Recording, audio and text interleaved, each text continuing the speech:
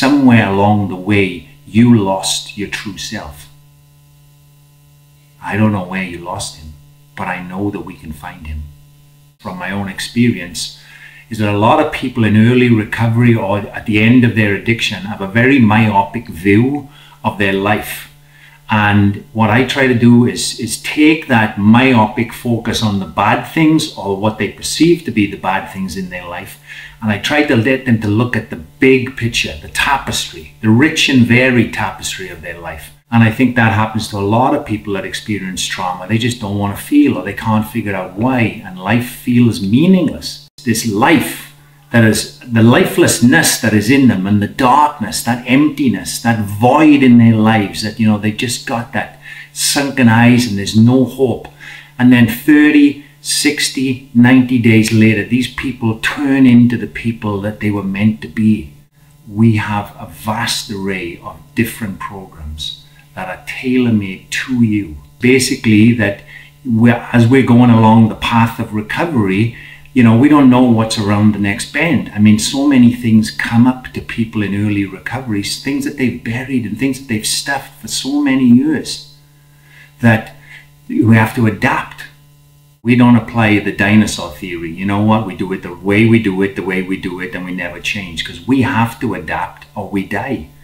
I do this because I want you to have the life that's possible for you, you know?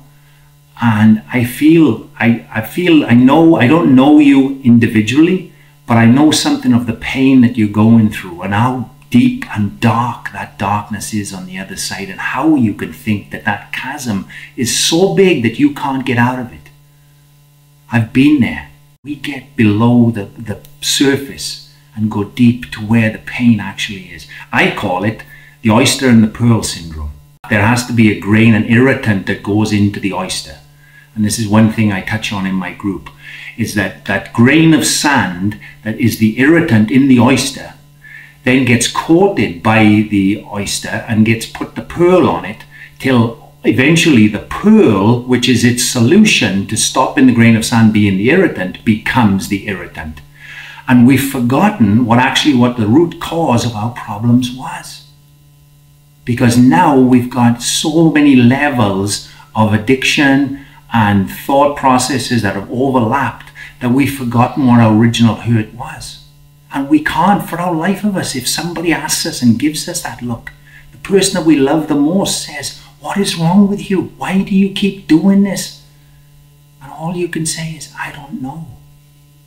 That despair can be lost. You can regain a sense of self, and you will.